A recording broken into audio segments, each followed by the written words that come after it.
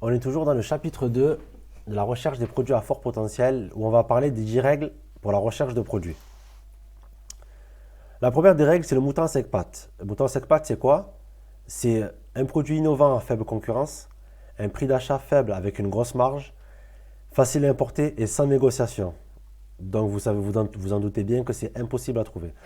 Ça, c'est un produit, c'est comme si vous allez au casino, vous jouez une grille de loto. C'est pareil, c'est un vendeur sur des millions tous les 10 ans qui trouve une innovation qui va marcher pendant quelques mois, donc un produit buzz, un produit phare, et c'est tout. Donc, il ne faut pas se focaliser sur ça, il ne faut pas se focaliser sur le hasard. On ne fait pas de produits révolutionnaires, on ne réinvente pas la roue, on transforme une idée en une offre meilleure. C'est-à-dire qu'en fait, on fait comme les grandes marques. Ils n'ont pas inventé le produit, ils ont pris un produit existant, ils ont amélioré le marketing, ils ont amélioré la qualité, ils ont amélioré le service, on transforme une idée en une offre meilleure. C'est tout ce qu'on fait.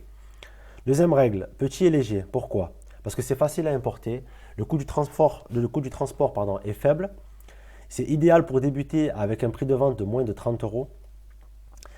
Et avec un peu plus d'expérience, il vaut mieux taper sur des produits gros et volumineux, avec plus de barrières à l'entrée, moins de concurrence et surtout plus de marge.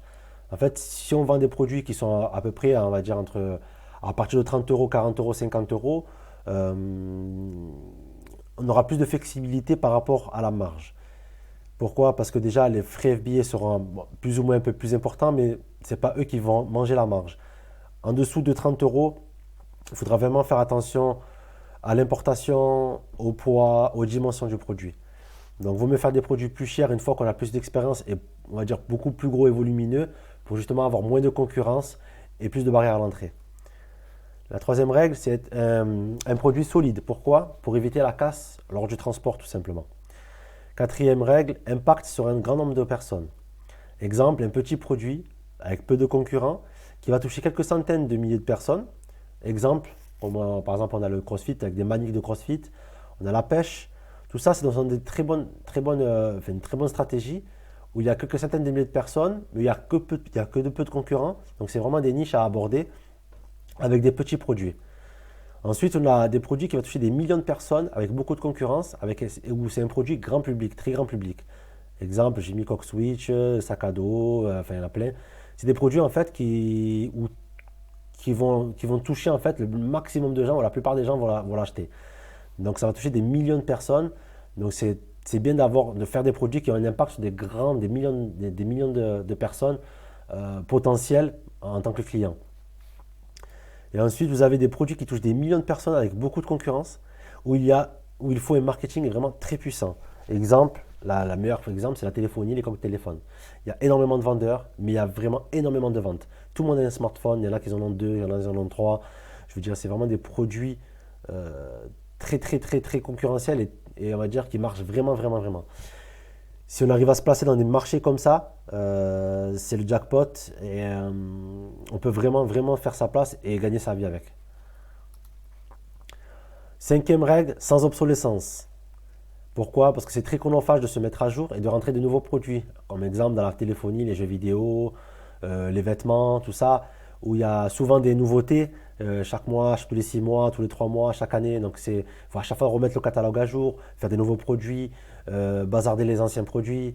Donc c'est vraiment à éviter. Il y a beaucoup de retours clients aussi, donc, qui se trompent sur les modèles, qui se trompent sur les années, qui se trompent sur voilà, que la chose est devenue obsolète et qui demande quelque chose de nouveau. Donc il faut vraiment éviter à le faire. Sixième règle, minimum 20% de marge nette. Vous m'entendrez souvent dire 20% de marge nette. La marge, je répète, c'est quoi? C'est le prix de vente, moins le coût de revient du produit, moins les commissions Amazon, euh, commissions de frais de vente, moins les frais d'expédition FBA, moins le coût marketing. Toujours évaluer un coût marketing, ici en publicité et en promotion. Donc, la plupart des vendeurs, ils oublient d'intégrer ce coût lorsqu'ils calculent leur marge. Donc, des fois, ils se retrouvent avec des belles marges et qu'après, une fois qu'ils font de la pub et qu'ils font tourner leurs produits, ils sont plus ou moins loin de la réalité. Donc, il faut toujours intégrer un coût marketing pour la visibilité, pour vous faire connaître notre produit. Et de jamais descendre en dessous de 15% de marge. En dessous de 15%, c'est la mort assurée. Septième règle, c'est éviter le low cost.